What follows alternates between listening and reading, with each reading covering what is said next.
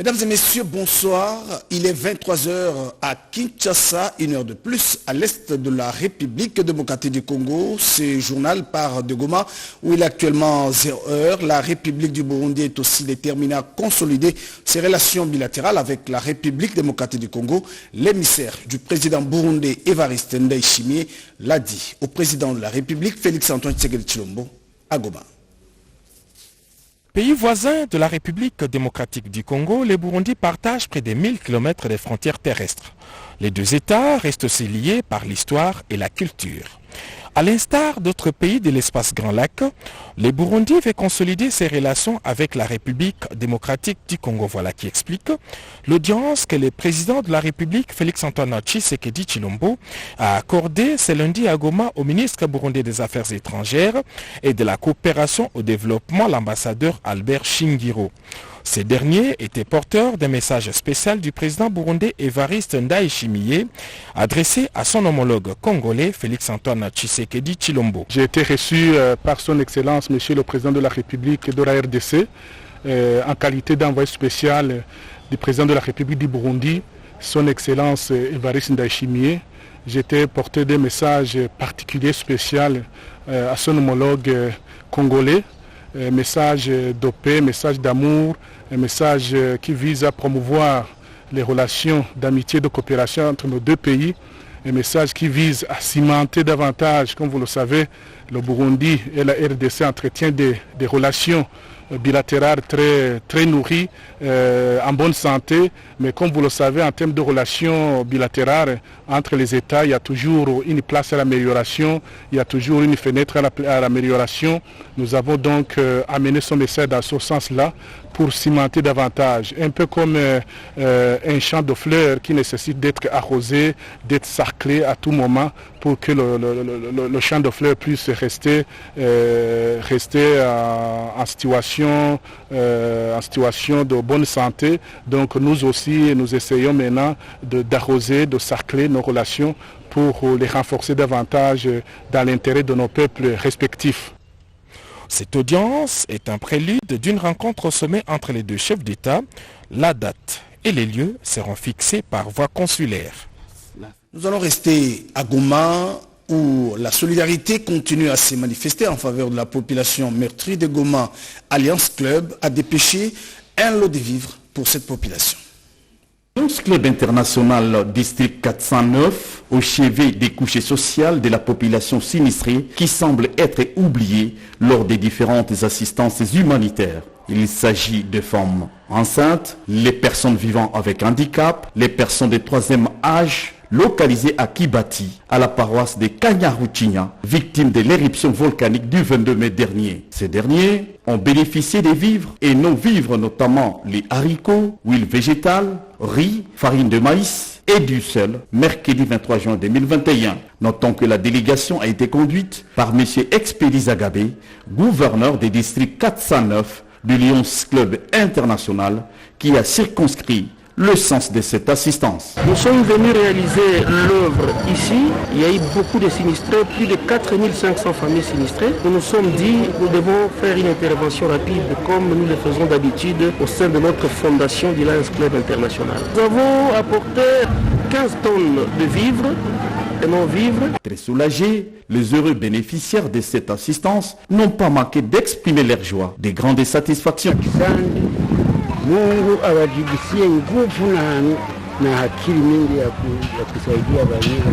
Signalons que cette donation a été rendue possible grâce à la contribution des hommes de grandeur d'âme regroupés au sein des Lions Club International, District 409. Retour à Kinshasa, plus de tracasseries pour l'achat de vignettes et autres documents de véhicules pour les usagers de la route. Le directeur général de la DGRK l'a martelé lors de la réunion présidée à l'intention de partenaires d'impôts. Rodin Panda revient sur le moment fort de cette rencontre. Fini les files d'attente pendant des heures et des heures, sinon perdre des jours pour obtenir la vignette auprès de la Direction générale des recettes de Kinshasa, DGRK. Les difficultés enregistrées depuis un certain temps pour l'établissement de 3 bordereaux. Un bordereau bancaire, un autre d'encaissement et celui de pénalité. Ajoutez à cela la lenteur dans les services Tout cela doit terminer, a indiqué le directeur général de la DGRK, Félicien Kouloutantoula. C'était au cours d'une réunion de réflexion tenue le week-end dernier avec les partenaires bancaires et les agents de la DGRK commis à cette tâche, précisément ceux du service informatique. En 10 minutes, les souscripteurs ou demandeurs de la vignette doit déjà s'acquitter de son impôt. Dans ces soucis-là, d'apporter une solution efficace à ces problèmes, c'est comme ça que nous sommes en train de rechercher des pistes de solutions avec le partenaire Autogiste, ainsi que les IT des banques qui étaient avec nous aujourd'hui. Tout était qu'au bout de 10 minutes maximum, que la personne qui est venue avoir acheté sa vignette puisse l'obtenir, vaquer à ses occupations. Parce qu'on ne veut pas que, comme c'était dans le passé, quelqu'un vienne le matin à 8h, reste là jusqu'à 13h, 14h et n'a pas toujours sa vignette. Pour la DGRK, ce service ne cesse de s'activer pour achever l'impôt véhicule de l'exercice 2020 et entamer celui de 2021. Nous allons nous rendre dans la commune de Lemba où le bourgmestre a promis de rendre sa commune très propre, ainsi répondre à la vision des autorités de la ville de Kinshasa. Le bourgmestre s'est engagé également à sensibiliser les jeunes pour lutter contre l'insalubrité. Chimène Dondo signe ce reportage. Comment mettre fin à l'insalubrité dans la ville de Kinshasa, en particulier dans le quartier Mbanza-Lemba? Cette question a fait l'objet d'une descente de la fondation Yannick Nsessila par le biais de son directeur général, Cécila Manzanza. Sur place, cette fondation a remis à cette population un lot important de matériel pour la lutte contre l'insalubrité sur l'avenue Maseki dans le quartier Mbanza-Lemba. C'est là, afin de rendre les avenues, le quartier et la commune propres et salubres, tels que prônés par le président de la République, Félix-Antoine Tshisekedi Tshilombo. Si vous avez vu aujourd'hui descendre sur le terrain, d'abord pour soutenir nos amis de Kianfou, ici à Kisensou, on voit des enfants délaissés. Ils sont devenus des Koulouna, des volets qui marchent avec des machettes. Une chose qui n'est pas bien pour l'avancement de notre pays. De venir soutenir nos amis. Et voilà, aujourd'hui nous sommes venus pour leur déposer des histoires qu'on avait achetées pour eux. Également pour éviter la maladie. S'ils ne sont pas protégés, vous allez voir demain ou après-demain, il y aura des cas de Covid. Très ravi de ces gestes posés par la fondation Yannick Nsessila, la population de ce quartier n'a pas manqué de mots à dire. Et juste après, la délégation s'est dirigée sur l'avenue Bengui et Kitoma à l'arrêt Kinal, où il était question de sensibiliser les habitants de ce coin de la capitale sur la lutte contre la pandémie de la Covid-19 en distribuant des cache-nez pour se protéger et protéger les autres. Bonne nouvelle, la République démocratique du Congo a désormais un plan directeur d'industrialisation. Le ministre de l'Industrie a dévoilé les contenus de ces documents aux évêques de la Cinco. Cet instrument stratégique va permettre au ministère de l'Industrie et au gouvernement de la République de créer plus d'emplois. Reportage signé Monique Mavungu. Le ministre de l'Industrie a été ce jeudi 23 juin devant les évêques de la Conférence épiscopale nationale du Congo, Cinco. Julien Paluku Kaongia a présenté la politique industrielle en République démocratique du Congo et les ambitions du gouvernement avec l'implication des évêques catholiques dans la mise en œuvre d'une politique industrielle agressive avec l'avènement de la zone économique et de libre-échange continentale africaine et les opportunités de l'AGOA et du marché chinois. La RDC importe pour 6 milliards de dollars chaque année. L'objectif du ministère de l'Industrie, c'est de réduire cette facture qui pèse lourd sur le gouvernement congolais et sur l'économie congolaise. En important pour 6 milliards, nous voudrions stabiliser cela pour que la production se fasse en interne et que ce soit les Congolais qui produisent cette richesse-là de 6 milliards. Comme ça, nous allons créer des emplois en République démocratique du Congo. La Cinco a salué les plans d'industrialisation de la RDC avec la création de zones économiques spéciales dans les 6 espaces industriels. La motion que j'ai donnée à nos opérateurs économiques, qu'au lieu que nous recevions chaque jour une dizaine de conteneurs qui nous arrivent d'ailleurs, que ces conteneurs partent de Butembo vers l'intérieur du pays et même vers l'extérieur. Les échanges avec d'autres couches sociales vont se poursuivre à travers le pays, a indiqué le ministre de l'Industrie. En séjour dans le chef-lieu de la province du Tanganyika, les experts de la Banque mondiale et celle du gouvernement congolais sont en mission d'évaluation du niveau d'exécution du projet intégré de croissance agricole dans le Grand Lac à Kalemi. Suivez. Les projets intégrés de croissance agricole dans le Grand Lac Picajol en sigle mis en œuvre au Tanganyika depuis 2018. Telle est la raison de la présence d'une délégation mixte de la Banque mondiale et celle du gouvernement de la République démocratique du Congo par le biais des ministères des Finances, de l'Agriculture, Pêche, Élevage et du Développement rural, y compris la coordination nationale du projet Picajel. La délégation a présenté ses civilités au gouverneur des provinces intérimaires Samba Kayaba Lamoni, à qui elle a fait part de l'objet de sa visite dans les chefs-lieux de la province. Juste après, dans la soirée, la délégation s'est rendue aux installations du bureau Picajel, où toutes les parties prenantes en mise en œuvre du projet ont réservé des expositions, chacune selon ses spécificités. Il s'agit entre autres de l'Institut international de l'agriculture tropicale, Ricolto, Vétérinaires sans frontières, INOPS, FAO, pour ne citer que cela. Dans la même soirée, les gouverneurs ad intérim et les vice-présidents de l'Assemblée provinciale ont eu droit aux différentes expositions installées par des différents partenaires au projet Picajel qui ont démontré les activités des gens. Nous allons prendre la direction de l'Italie, précisément à Rome, où le monde entier unit ses efforts pour combattre le terrorisme. La République démocratique du Congo prend part active à cette réunion ministérielle sur le terrorisme. C'est le ministre des Affaires étrangères de la RDC qui représente notre pays à ces assises. Capitale mondiale de lutte contre le terrorisme, l'Italie, ensemble avec plus de 83 délégations, se retrouve en réunion ministérielle de la coalition mondiale pour unir les efforts afin de combattre ce phénomène qui prend au fil de jour de l'ampleur et qui constitue un danger permanent et grave à travers le monde. Cette première réunion physique depuis la pandémie de Covid-19 se veut une rencontre de renouvellement et réaffirmation des engagements des États de la coalition à redoubler des efforts pour la recherche de la paix et la stabilité dans le monde. Un vaste espace sera consacré à la lutte contre la menace qui représente les organisations affiliées au terrorisme international dans d'autres régions, notamment au Sahel et dans diverses régions d'Afrique ces dernières années. La République démocratique du Congo, qui voit l'Est de la République être dangereusement menacée par le terrorisme, est particulièrement concernée par cette rencontre. Le vice-premier ministre, ministre des Affaires étrangères, Christophe Lutundula Palapena Pala, justifie l'intérêt que la République démocratique du Congo accorde à ses assises. Dès ce soir, la délégation quitte Rome pour Bari, Maté et Brindisi pour participer encore à la rencontre des ministres des Affaires étrangères du G20. Une question sera au centre de 3 rencontres.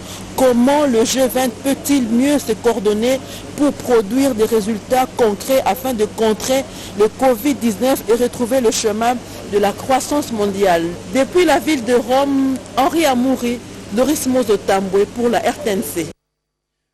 Retour à Kinshasa, vieux de plus de 20 ans, vous le savez, le dossier Sokopao, entendez l'espace entre la première rue et les 12e rue limitée industrielle, ne connaît toujours pas d'issue. Certains propriétaires lancent un SOS aux autorités compétentes pour leur remettre dans leurs droits. Paulette Lomba s'est penchée sur ces dossiers. Le verdict est tombé. Le Conseil d'État vient de se prononcer en faveur de la commission des victimes du site Sokopao, situé entre la 1e et la 12e rue, quartier industriel dans la commune de Limete. Un site en proie à des conflits qui datent de 2003, aujourd'hui plus de 20 ans déjà. Malgré les décisions du Conseil d'État donnant mandat des jouissances aux propriétaires de ces parcelles, ces occupants reconnus par l'État congolais sont victimes et subissent tout le temps de menaces de la part des irréguliers et inciviques. Le site Sokopao, c'est un site qui a été légalement loti par l'État congolais depuis 1993. Tout ce que vous voyez entre mes mains, c'est la documentation du site Sokopao. En commençant par la lettre de rétrocession de l'ONATRA jusqu'à l'arrêt du Conseil d'État. Nous déplorons un fait, c'est qu'il y a des hommes prétendus, des hommes forts, qui se prennent au-dessus de la loi, qui nient la validité de la décision du Conseil d'État et qui déclare qu'il pourra l'attaquer, alors qu'il se déclare de l'UDPS, qui prône l'état de droit. Le président Haï, notre président Haï de l'UDPS, a prêché par l'exemple. Il s'est incliné devant la décision du Conseil d'État. Mais lui, Jekoko, il nie l'existence du Conseil d'État.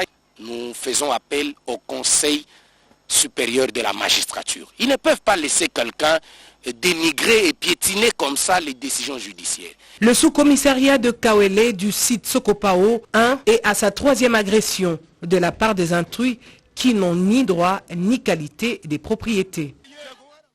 Et puis Joël Makela revient sur le moment fort du lancement de la formation pilote sur les métiers hors de l'école. Assister et accompagner les jeunes hors circuit scolaire, le ministre des Affaires sociales et Actions humanitaires, Modeste Moutinga, en fait son cheval de bataille. À la cérémonie du lancement de la phase test des métiers des jeunes et adolescents dans le divers secteurs, le ministre se montre très déterminant en collaboration avec l'éducation formelle représentée par son directeur. La Direction générale de la formation et de l'éducation non formelle doit mettre en place des structures qui devraient accompagner ces jeunes jusque sur le lieu de travail.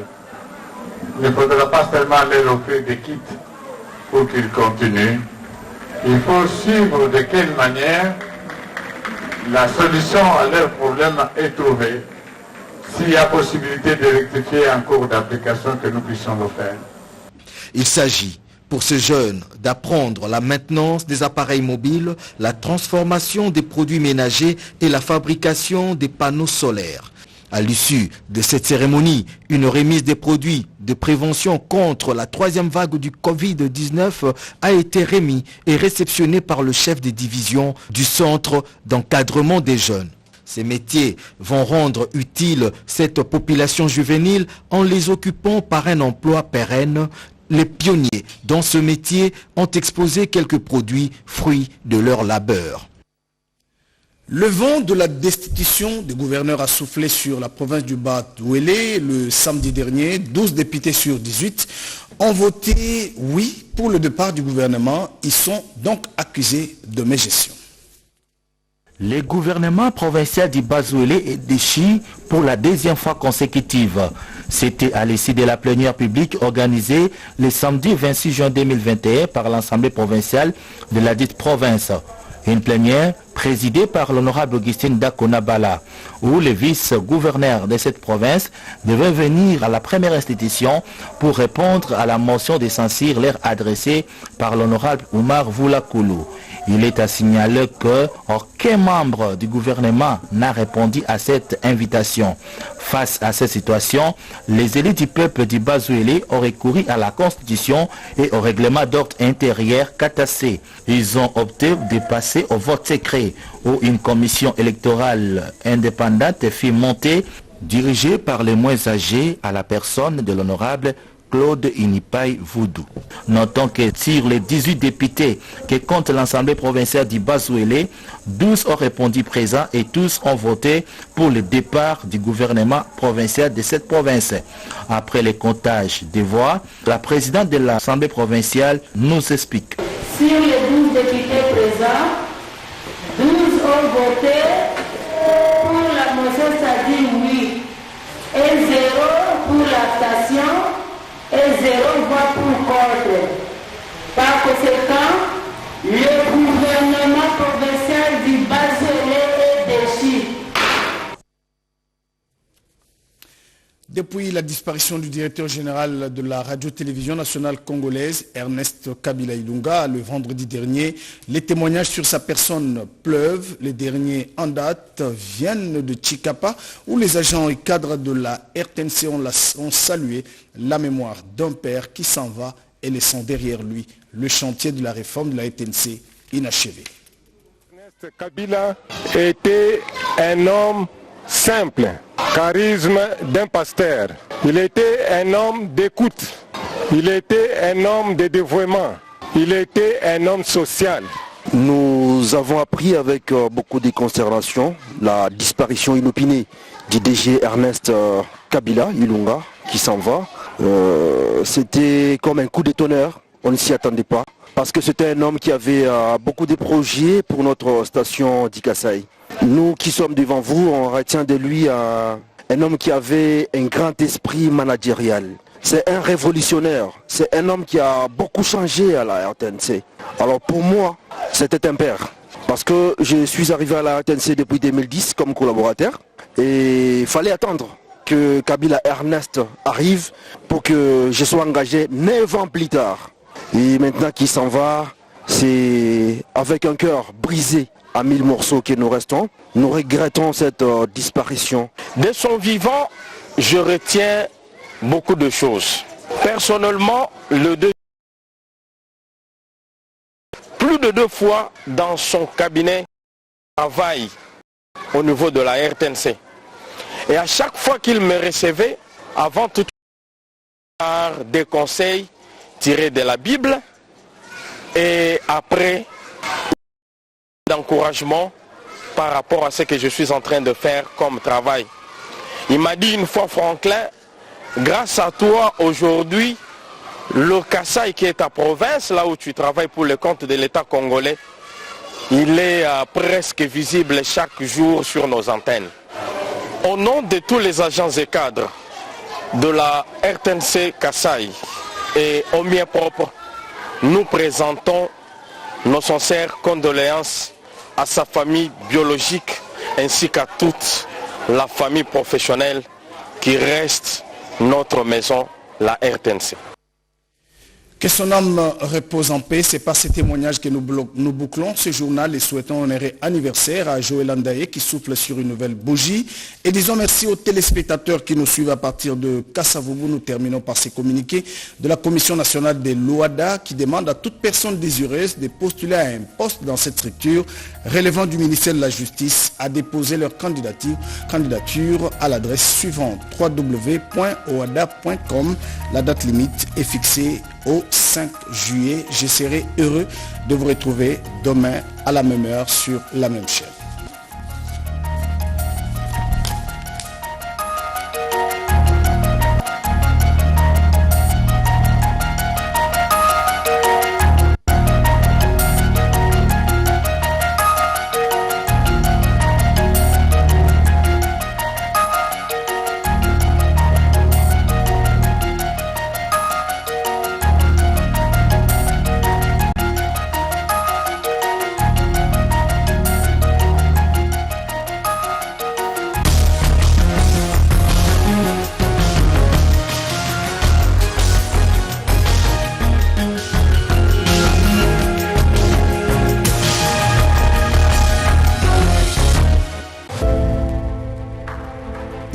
Financière est une opération décrétée par le chef de l'État dans les entreprises publiques, dans les régies financières et au compte général du Trésor.